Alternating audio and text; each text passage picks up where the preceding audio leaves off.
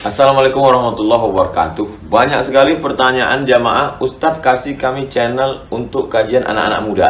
Di antara anak muda berasal dari Aceh, luar biasa, channelnya Maulizul Akbar Nak. Tonton, subscribe, like, share, komen. Assalamualaikum warahmatullahi wabarakatuh.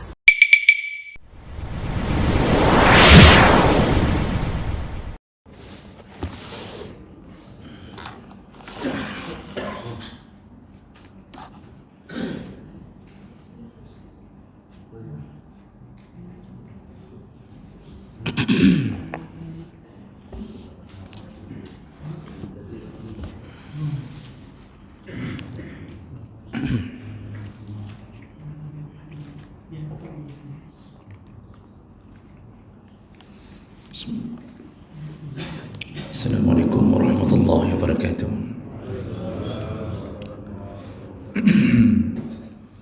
Alhamdulillahi rabbil alamin. Hamdan katsiran tayyiban mubarakan fi. Asyhadu an la ilaha illallah wahdahu la syarika lah wa asyhadu anna Muhammadan 'abduhu wa rasuluhul karim. Allahumma salli wa sallim ala nabiyyina سيدنا المصطفى محمد وعلى آله وأصحابه أجمعين أما بعد رب اشرح لي صدري ويسر لي أمري واحلل عقدة من لساني يفقهوا قولي. Segala puji bagi Allah, kemudian salawat dan salam kepada Rasulullah, pada keluarga dan seluruh sahabat-sahabatnya. Bapak-bapak, ibu-ibu, jamaah salat subuh yang Allah muliakan insyaAllah.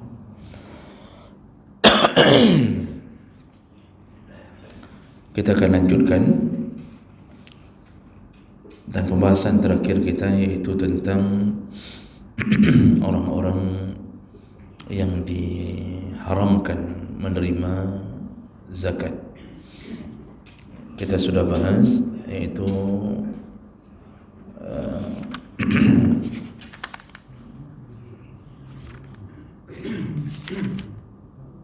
yang pertama yaitu orang-orang kaya. Orang kaya yaitu orang yang mampu mencukupi dirinya, bahkan lebih, maka diharamkan untuk menerima zakat, kecuali dia masuk ke dalam golongan amil atau sedang berjuang fi sabilillah, atau dia termasuk orang yang setelah memberi zakat ternyata si miskin memberi kembali, menghadiahkan kembali zakatnya kepada orang kaya dalam bentuk hadiah, maka itu tidak mengapa. Jadi selain daripada hal-hal begitu, maka orang kaya tak boleh terima zakat. Kemudian yang kedua,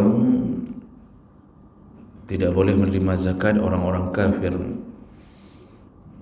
Walaupun di masa awal keislaman Nabi pernah memberi zakat kepada pembesar-pembesar kafir untuk menundukkan hati mereka dan agar mereka mau mendakwahkan agama dan sekaligus menjaga keamanan kaum muslimin yang minoritas di waktu itu. Namun ketika Islam sudah kuat, maka dilarang memberikan zakat kepada orang-orang kafir.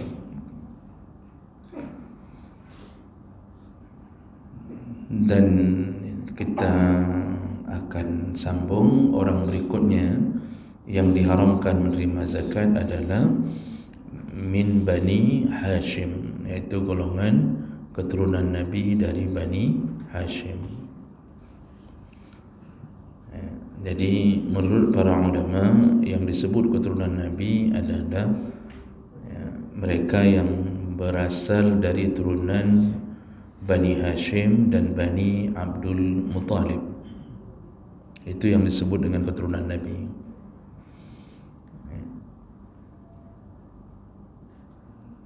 Termasuklah Alu Al-Abbas wa Alu Ali wa alu Ja'far wa alu Aqil Bani Abi Talib.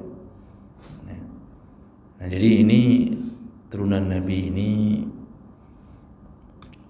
dipastikan ada karena tidak berhenti garis keturunannya, namun kita tidak bisa mengetahui sekarang dengan pasti karena begitu banyaknya orang-orang yang mengaku-ngaku menjadi keturunan Nabi, ya.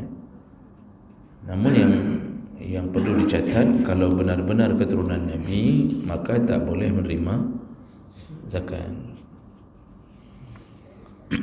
Jadi waktu mengaku turunan Nabi dia duluan, waktu terima zakat pun dia duluan. Nah, ini juga ada hal yang aneh, ya. Pernah Hasan Husain memakan kurma. Mereka pulang dari Baitul Mal, diberikan sebutir kurma untuk dimakan. Lalu Rasulullah sallallahu alaihi wasallam bertanya kepada Hasan Husain, ya, dari mana kurma ini mereka dapatkan? Mereka menjawab dari Baitul Mal. Langsung Rasulullah mengatakan, buang. Kata Rasulullah, buang. Ya, karena keturunan Rasul tidak boleh menerima zakat. Apa penyebabnya keturunan Rasul tidak boleh terima zakat? Karena zakat ini pembersih harta. Jadi yang dikeluarkan dalam zakat itu alat pembersihnya. Karena Allah mengatakan tutahhiruhum. Zakat itu membersihkan harta kita yang lain. Jadi dianggap kalau kita ibaratkan yang kita keluarkan zakat itu seperti sikat, ya, seperti sikat yang akan membersihkan harta lain. Maka Nabi dan turunannya tidak boleh memakan harta, ya, yang dianggap harta yang menjadi pembersih itu. Jadi kan sikat tu kalau habis membersihkan, dia sikatnya yang kotor. Kalau sudah bersih-bersih sesuatu, maka dianggap itu harta yang sudah menjadi kotor dengan membersihkan harta yang sebenarnya. Itu dalam makna hakikat. Itu dalam makna hakikat. Makanya Nabi melarang turunan Nabi untuk menerima zakat. Ya. Kita juga bingung, Pak. Kita juga bingung yang mana ini hari ini yang keturunan Nabi. Nah, karena semua habib-habib pun mengaku keturunan Nabi. Apalagi kalau golongan orang Syiah, Pak.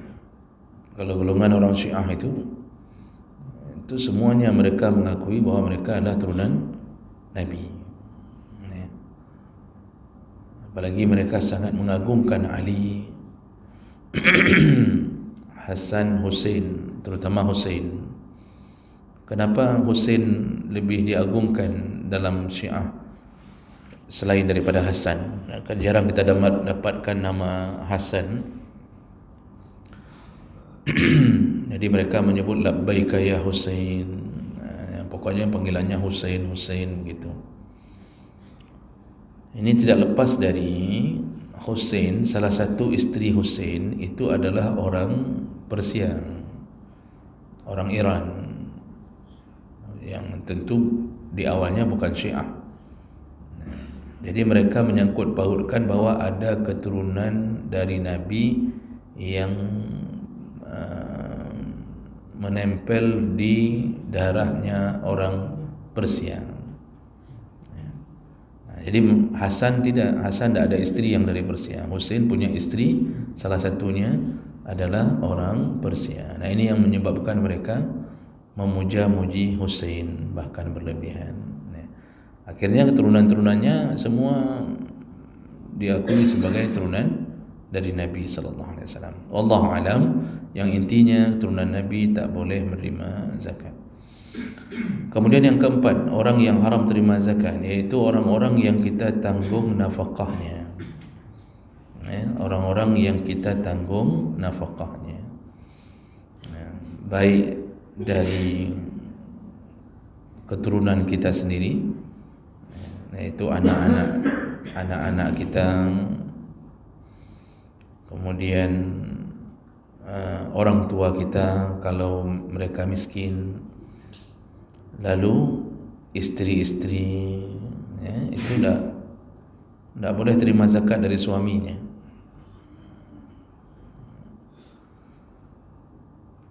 Jadi intinya adalah siapapun yang diwajibkan dalam syariat untuk kita tanggung nafkahnya, maka tidak boleh menerima zakat dari orang yang menanggung nafkahnya.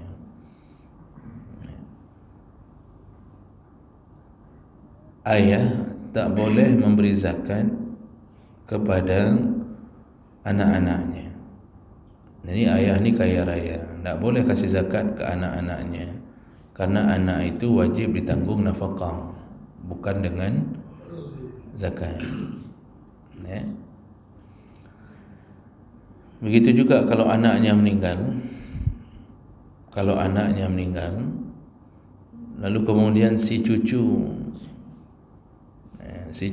menjadi orang berikutnya, cucu yang yatim ni menjadi orang berikutnya yang ditanggung nafkah oleh kakek. Maka kalau kakeknya kaya raya punya zakat, tidak boleh kasih ke cucu yang sedang ditanggung nafkahnya.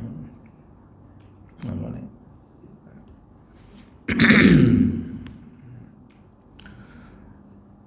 Kalau seorang suami tidak boleh memberikan zakat kepada istrinya,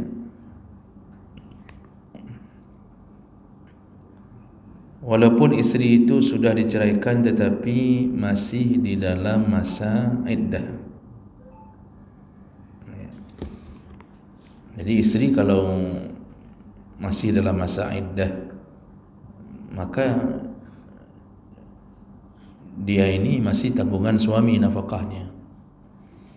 Maka tidak boleh si suami mengeluarkan zakat untuk istrinya.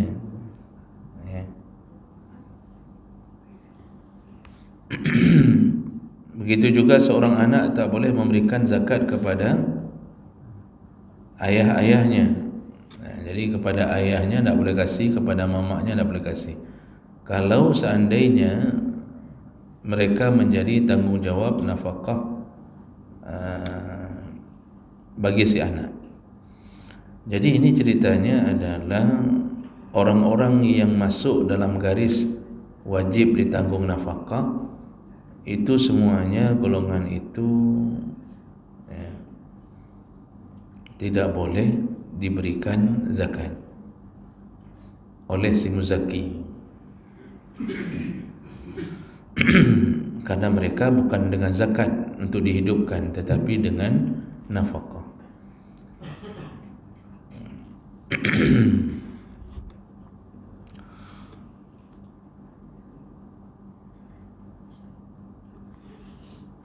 Nah, berikutnya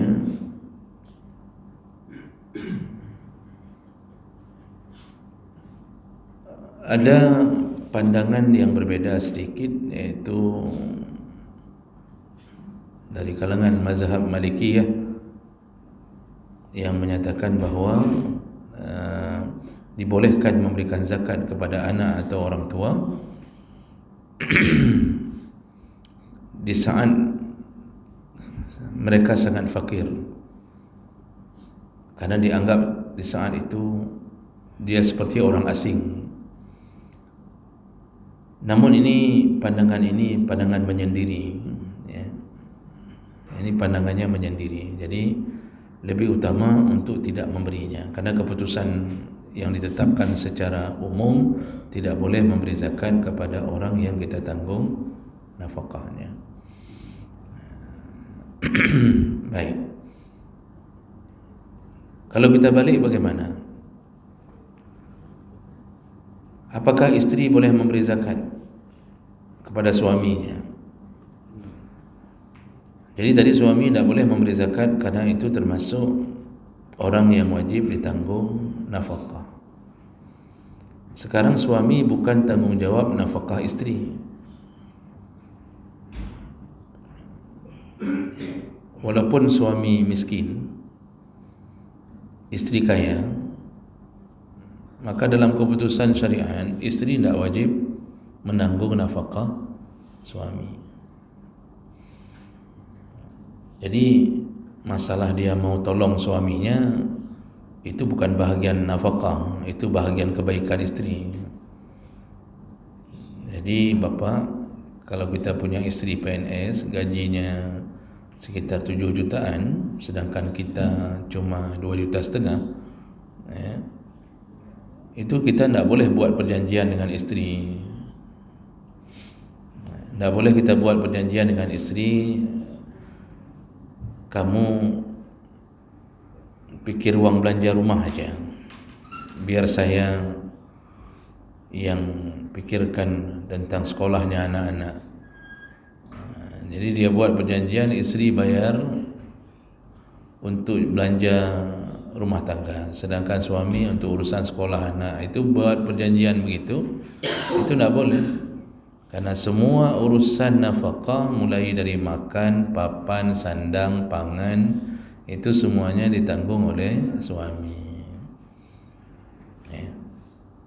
Oh, kalau isteri baik, dia menawarkan diri, dia tawarkan diri, misalnya napu bang, bahlung yang nyampeng belanja. Itu kita berarti beruntung mendapatkan suami isteri seperti itu. Ada yang begitu, tapi jarang. Ada, tapi jarang. Apalagi kalau istri-istri sudah dengar ceramah, uang suami, uang suami, uang istri, uang suami, uang suami, dan uang istri katanya. Sedangkan uang istri adalah uang istri, bukan uang suami. Itu dah pulang dari ceramah langsung ke bah cuma dumpeng. Kan abang tak dengar tu tadi pengajian, uang istri bukan uang suami baru uang kami. Itu begitu. Jadi isteri memang dalam hukum tidak ada kewajiban menanggung nafkah suami, walaupun suami sakit, tidak ada kewajiban isteri. Anak yang menanggung kewajiban nafkah ayahnya, tidak pernah berpindah beban nafkah kepada perempuan, tidak pernah.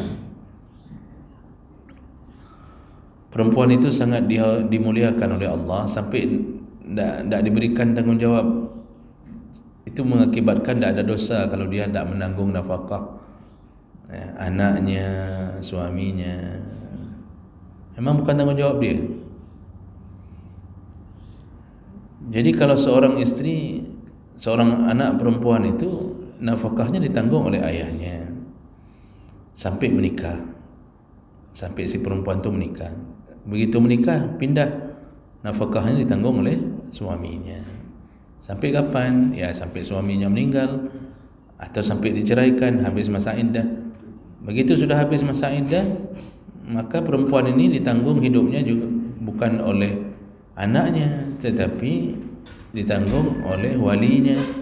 Dia dikembalikan ke ayahnya atau adik-adik ayahnya. Oh, ternyata setelah setahun dia menikah lagi, pindah lagi nafkah itu ke suami barunya. Cerai lagi, pindah lagi ke walinya. Pokoknya hidup kayak gitu aja, Kawin cerai misalnya. Tapi dia tidak pernah dibebankan nafkah.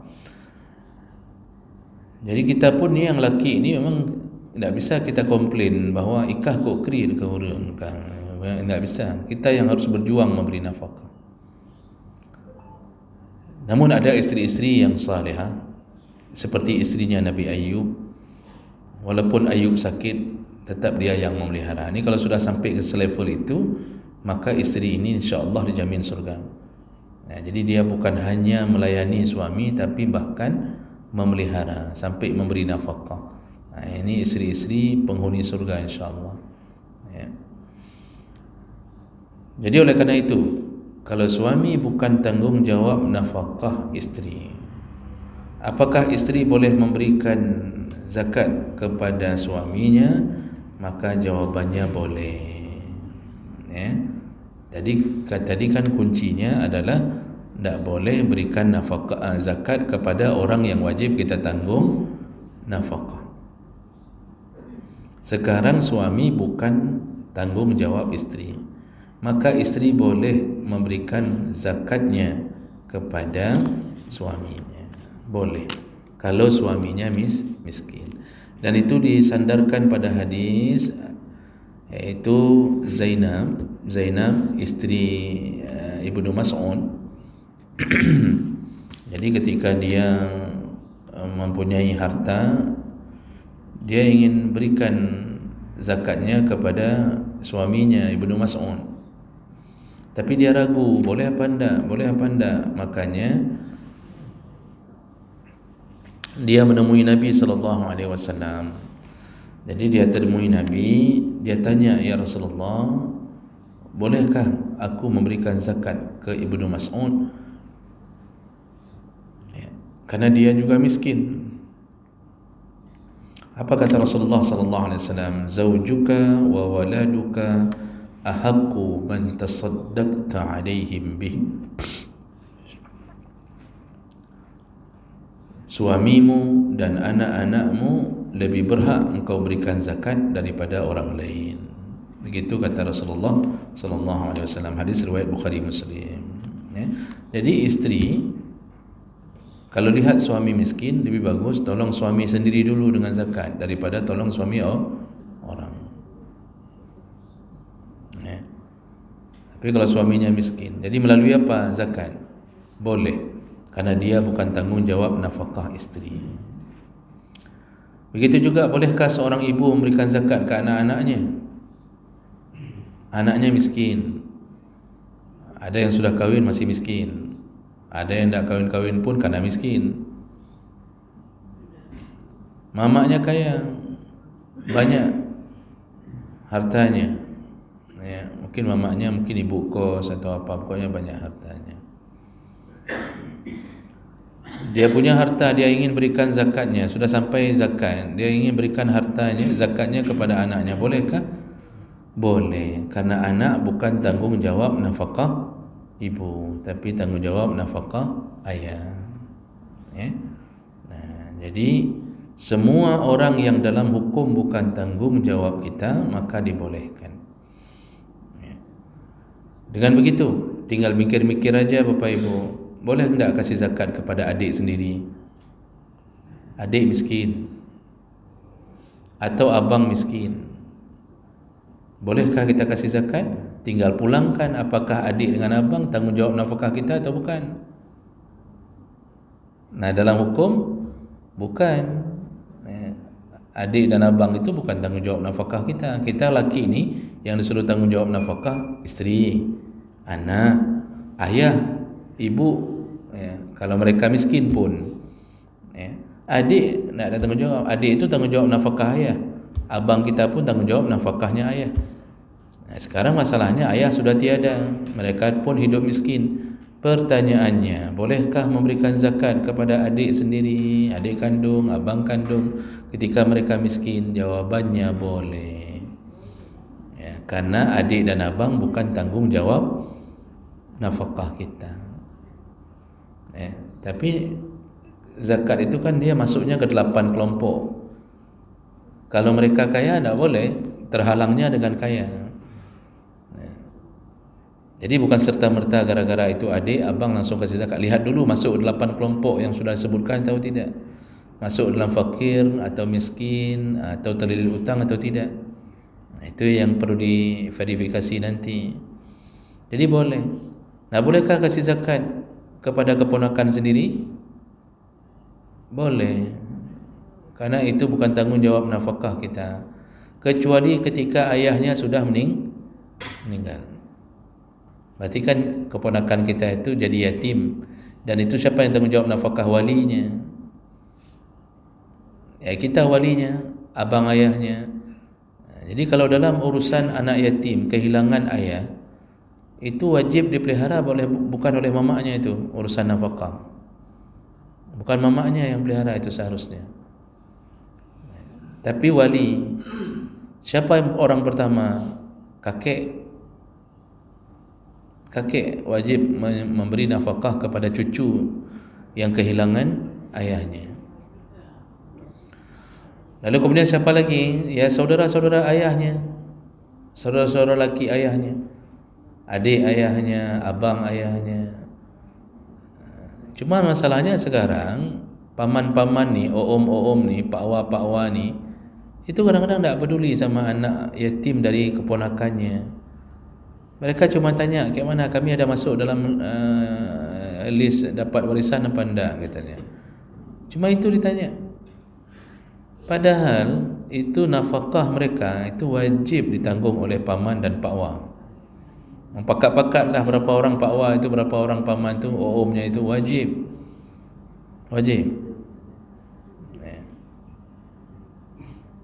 Kalau kakek nomor satu, cuma biasanya kadang-kadang kakek ada lagi.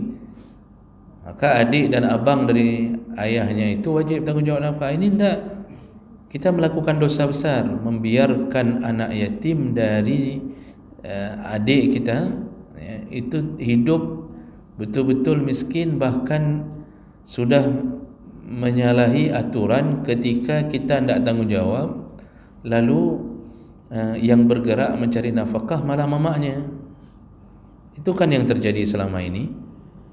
Biasa sudah anak yatim tu, mamaknya yang pagi-pagi jualan lontong, ya, dorong gerobak. Dulu ndak, waktu masih ada suami ndak kayak gitu, karena suami yang cari nafkah. Semenjak ada suami, si janda ini yang habis-habisan, ya, habis-habisan tu untuk membesarkan anaknya. Maka cukup banyak anak-anak yang harus berterima kasih kepada ibunya yang menjanda, yang menjadi single parent.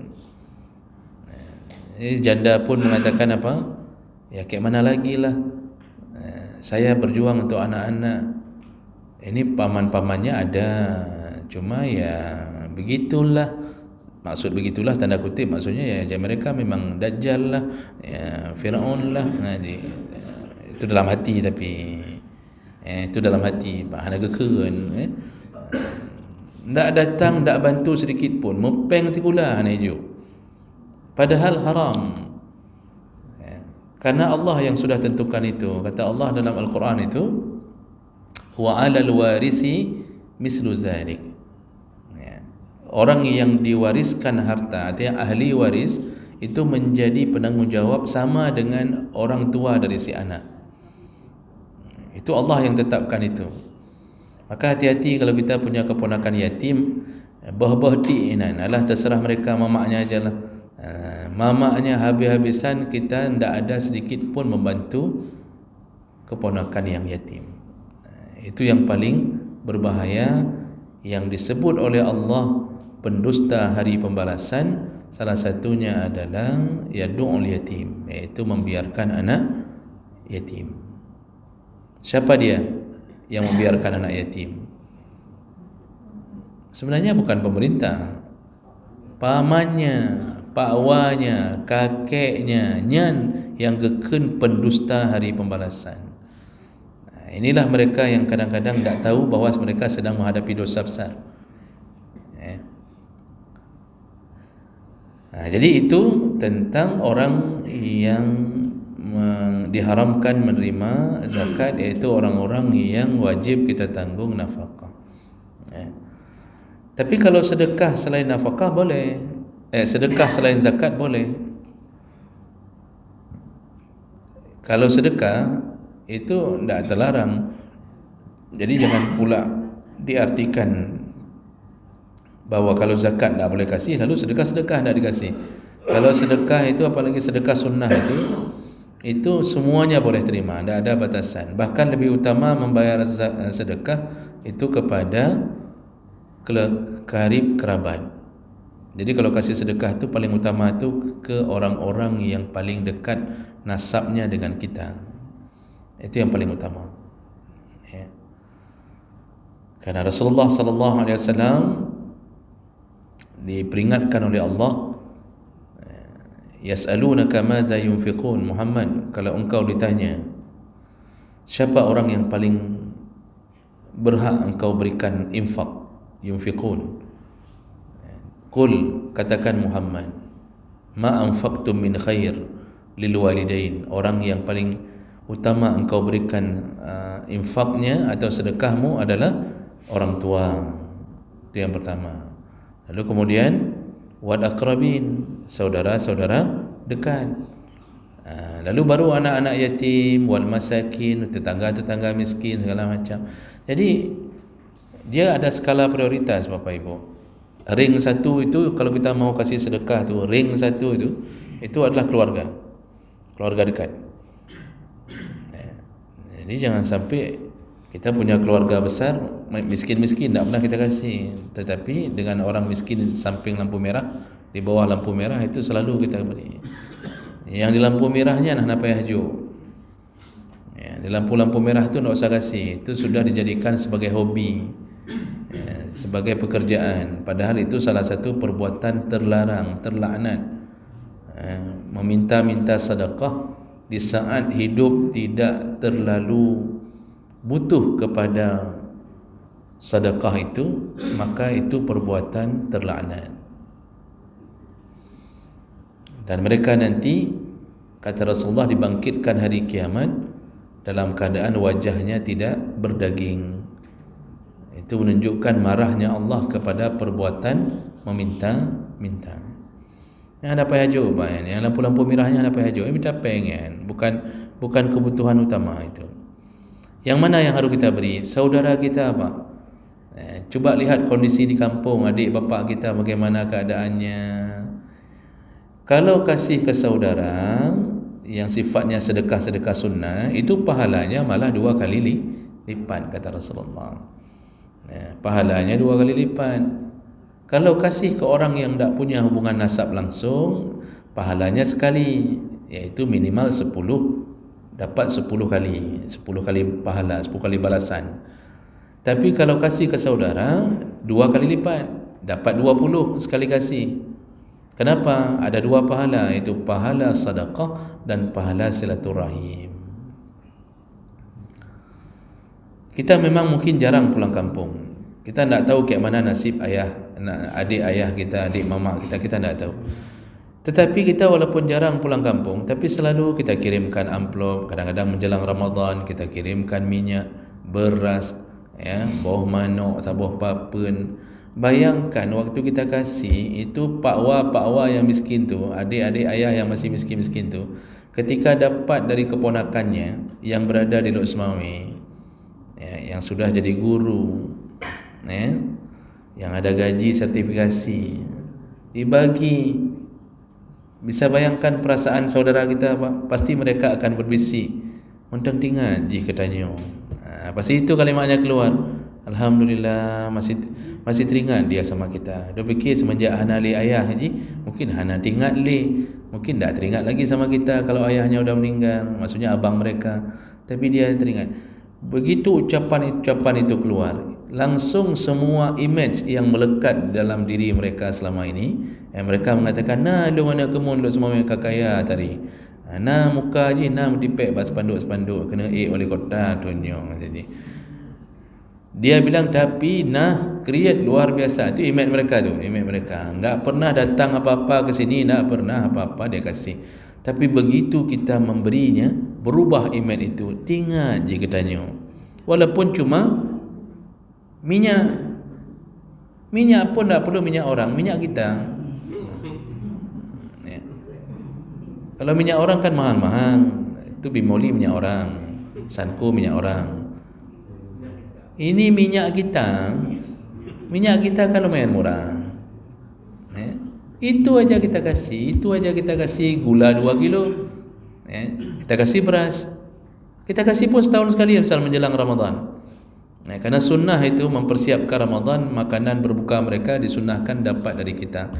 Bahagianya mereka. Nah, ini yang perlu dipelihara Bapak Ibu. Jadi kalau sedekah itu jangan pikir bahwa orang lain lebih berharga daripada saudara anda. Saudara tetap lebih utama. Jadi berubahlah silaturahimnya, dah muncul lagi. Maksudnya waktu dia bilang teringat dia sama kita, mulai muncul tu perasaan bahwa ini anak keponakan kita ni anak yang baik atau macam-macam. Waktu kita datang berkunjung sesekali ke kampung halaman, itu mereka itu cara penyambutannya sudah beda. Dulu waktu kita nak kasih-kasih, pas kita datang tak dibuka pun pintu mobil kita. Tapi kalau sudah sering kita kasih, begitu datang itu merun orang yang buka pintu mobil. Sojaknya sinya ni yang kaim jok-jok katanya. Oh, Masya Allah, senangnya mereka dihormati, kemudian disembelihnya apa ayam di belakang rumah, ayam orang, tapi disembelihnya belakang rumah.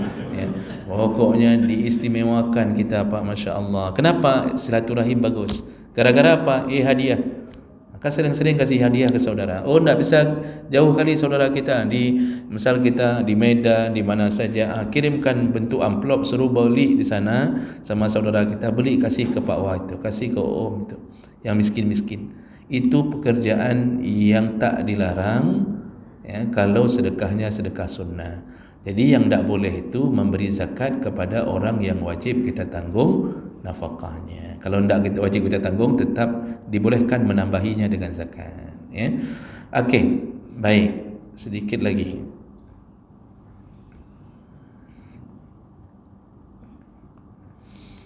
Berikutnya,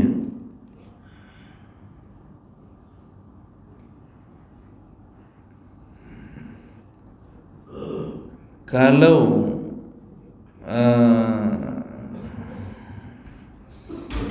seandainya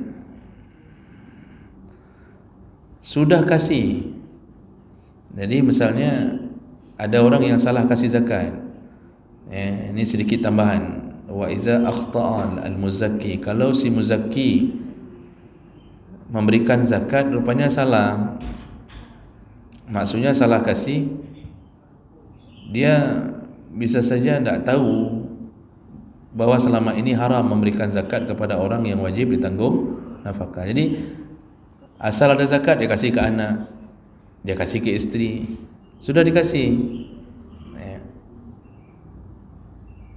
Apakah ini dianggap sah zakatnya?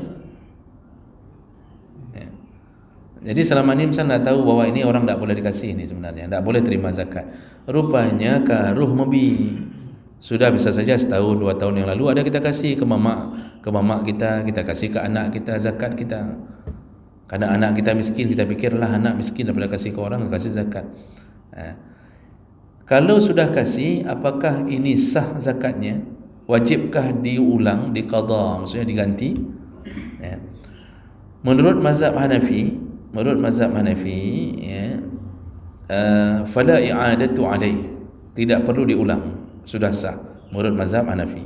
Tetapi menurut jumhur ulama, iaitu termasuk Syafi'i, Imam Hanbali, mereka mengatakan apa? Wa alaihi al-i'adah, wajib diulang. Berarti dianggap tidak sah, berarti wajib qadha, dianggap tidak sah. Kenapa? Zakat itu kan prosedural, diambil dari orang yang kaya, diberikan pun kepada yang sudah ditentukan Allah. Tiba-tiba kita memberikannya kepada orang yang tidak ditentukan, tidak boleh dalam urusan agama. Berarti zakat itu dianggap tidak sesuai prosedur. Oleh karena itu dianggap tak sah. Kalau sudah terjadi, jangan ambil lagi uang dari mereka, anggap aja sedekah. Tetapi kita wajib mengganti dengan zakat yang lain, yang semisal dengan apa yang sudah kita kasih. Jadi istilahnya diqadha. Begitu. Baik. Berikutnya, orang yang tidak boleh terima zakat berikutnya adalah, sebentar,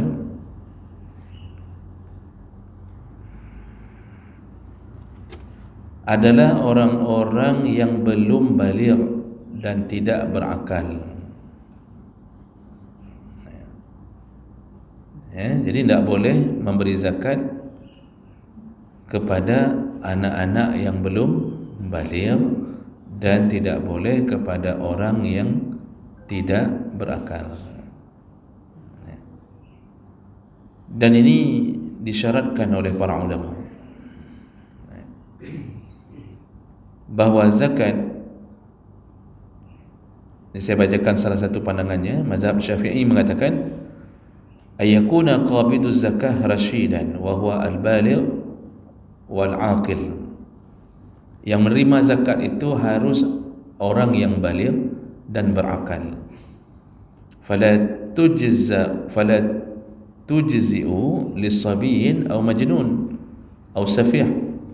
Tak boleh memberikan zakat kepada anak-anak yang belum baligh ataupun orang gila ataupun anak yang disapih.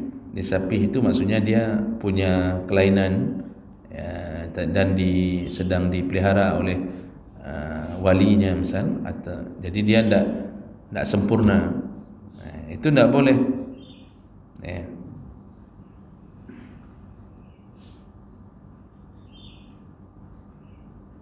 Nah, ini juga disebutkan dalam mazhab Hanafi juga begitu, tidak boleh memberikan zakat kepada saghirin, iaitu anak-anak yang di bawah umur 7 tahun, wala majnun, juga orang gila. Begitu juga mazhab Malik mengatakan hal yang sama. Satu-satunya mazhab yang membolehkan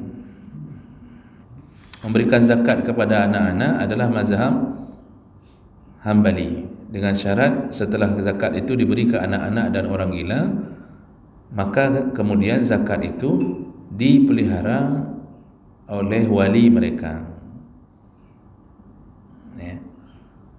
Nah, jadi jumhur ulama ini mengatakan tidak boleh memberikan zakat kepada anak-anak yang belum baligh dan orang gila. Ini perlu diperhatikan Pak dalam proses penyaluran zakat.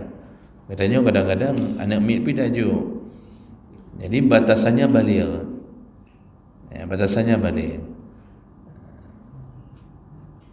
Karena kita kadang-kadang tidak tahu bahwa itu sebenarnya tidak boleh kepada orang yang belum baligh. Apalagi memberikan zakat kepada orang gila, itu tidak boleh sama sekali, dalam pandangan jumhur ulama, walaupun yang dipelihara oleh walinya. Jadi cuma satu mazhab tadi yang mengatakan boleh. Baik, yang terakhir yaitu juga tidak boleh memberikan zakat kepada orang yang dipelihara oleh orang kaya, yang menjadi tanggungan hidupnya dari orang kaya. Contohnya begini, ini kasus besar Pak. Istri kerja dan statusnya honorer. Ini di satu instansi misal, istri kerja dan statusnya honorer. Gaji cuma 700 sampai 1,5 juta paling banyak. Jadi kalau dalam takaran kehidupan ya masih disebut miskin, karena itu tidak cukup. Kalau sekitar 1 juta, 1,5 juta tidak cukup. Namun suaminya orang berada, istri memang punya penghasilan sedikit, tetapi suaminya orang berada. Lalu di tempat istri bekerja mau diberikan zakat. Akhirnya salah satu kebijakannya memberikan zakat kepada para honorer. Jadi ini karena ada kasus yang langsung ditanyakan ke saya oleh para honorer, perempuan-perempuan honorer perempuan. Yang mana betul, Pak? Perempuan honorer atau honorer perempuan ni kan? Dia tanya, Ustaz, boleh enggak kami terima zakat? Saya bilang tak boleh. Kenapa? Suami ibu PNS. Memang ibu honorer, tapi suami ibu PNS, dianggap orang kaya. Bukan PNS-nya dianggap orang kaya, karena memang kebutuhannya belum banyak sekali. Jadi orang yang dipelihara oleh orang yang kaya, dalam definisi agama, kaya itu di atas miskin sudah kaya itu. Jadi jangan pikir kaya itu harus punya mobil, harus pakai PCX, NMAX, lalu kemudian apalagi kalau mobilnya ada stiker-stiker kan, itu dianggap orang kaya betul. Tidak harus begitu orang kaya, Pak. Orang kaya asal cukup hidup sebulan, ada makanan, buka kulkas, ada isinya, hidupnya nyaman, walaupun cuma dengan mobil, dengan motor-motor yang biasa, tapi dia tidak miskin, itu sudah kaya. Jadi jangan merasa selalu dirinya miskin. Idon kaya apa Gasin? Hai Gasin cik mentang. Jadi orang hari ini mikir kaya itu yang model rumah 2 tingkat, ada ininya, ada itunya, ada lampu kristal di rumah, ada AC 2 PK. Itu kaya raya namanya apa? Kita yang pakai kipas angin yang 250 watt. Berapa watt kipas angin? Itu sudah kaya itu. Jadi jadilah orang yang dada ini penuh dengan kekayaan. Karena kalau kita di dalam dada ini terus-terusan merasa miskin, tangan ini kayak gini terus-terusan. Tapi kalau kita merasa kaya, tangan ini berubah jadi tangan yang suka memberi. Dan Allah lebih suka yang memberi daripada yang begini. Ya. Al-yadul ulia khairun minal yadis sufla. Tangan di atas selalu lebih disenangi Allah daripada tangan begini. Jadi baik pegah dulu kasih tapi ya, berkaya, don kaya, ustaz kaya, kayak mana nak kaya Pak? Ya. Makanan tiap hari dalam pengajian dikasih. Pulang pengajian dikasih. Kemudian pulang ke rumah dikasih bungkus. Saya tak tahu hari ini tak ada, tak tahu pokoknya gitu. Ya, itu kaya. Yang kaya kekeun makanan sip tapi makaji hai tren badan ke gara-garanya. Jadi Bapak Ibu yang Allah muliakan, kalau suami kaya mencukupi, maka isteri pun tak boleh menerima zakat. Itu maksudnya. Jadi jangan fikir bahawa hana perumah lu kasih. Sebenarnya isteri itu memang tak disuruh untuk cari nafkah. Tak disuruh kerja isteri. Isteri itu apa kerjanya Pak? Duduk di rumah, kemudian goyang-goyang kaki, nunggu suami pulang. Sambil goyang kaki, pakai lipstick, pakai maskara, pakai merah-merah, kemudian dicat merah di atas mata, lalu kemudian pakai minyak wangi, tampil seksi, nunggu suami pulang. Selesai. Ada disuruh masak? Enggak. Ada suruh cuci baju? Enggak. Ada suruh sapu halaman? Tak. Apalagi sampai memperbaiki genteng, naik ke plafon, tak ada. Itu semua bukan kewajiban isteri. Kewajiban isteri cuma 2. Taat ke Allah, taat ke suami. Cuma masalahnya suami yang kemudian menyuruh karah bajelung, udah di situ kenanya. Kata suami, pokoknya saya tak mau pakai pembantu, saya mau masakan kamu. Di situ kenanya. Sebenarnya cuma 2 aja bang. Cuma taat ke Allah, taat ke suami, selesai. Seandainya suami mengatakan udah saya tak mau kulit tanganmu terlukai dengan sikat baju itu, kata si isteri carilah pembantu. Di situ lama-lama suami akhirnya jatuh cinta ke pembantu. Jadi itu yang perlu diketahui, suami isteri itu dimuliakan Allah. Dimuliakan Allah, tak disuruh kerja, tak disuruh apa, tak boleh capek. Makanya coba lihat Pak, isteri-isteri orang Arab tu itu jarang yang kerja Pak.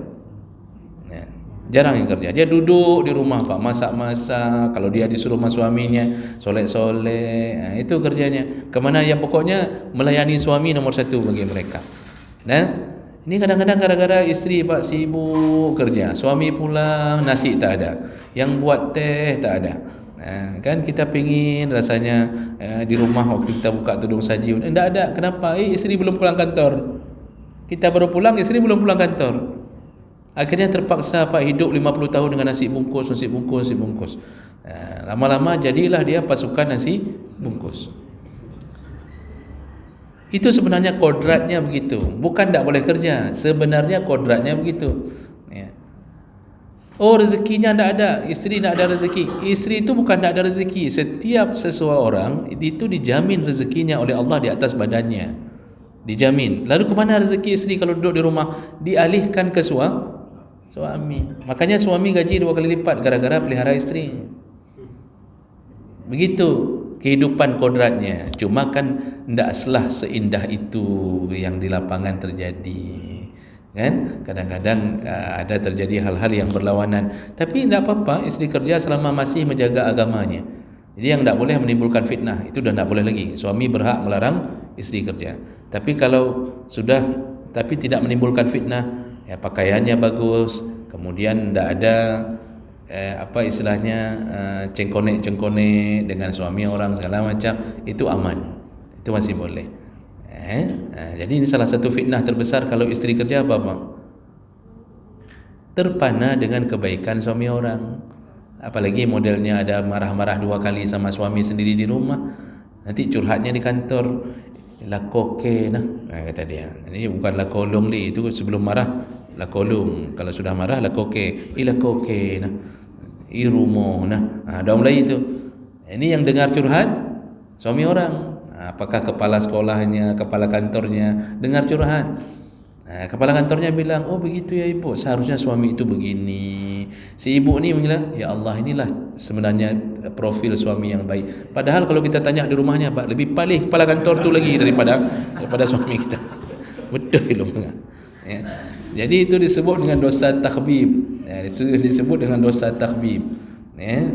Takhbib itu apa? Mencoba untuk menarik perhatian isteri orang dengan nasihat-nasihat. Makanya hati-hati penyakit para ustaz ketika sudah mulai masuk ke ranah itu. Misal ada isteri curhat tentang suaminya, tapi dia mulai mengarah kepada suami yang baik itu beginilah ibu, begini. Isteri itu melihat ustaz ni lah seharusnya yang jadi suami saya. Ujung-ujungnya dari tidak ada rencana cerai, akhirnya minta cerai sama suami. Setelah cerai, kahwin ustaz tu, baru dia tahu ternyata lebih paling ustaznya Allah daripada suaminya. Itu makanya hati-hati terjebak dengan dunia itu. Ya. Sudah. Jadi Bapak Ibu yang Allah muliakan, inilah kelompok-kelompok yang haram menerima zakat.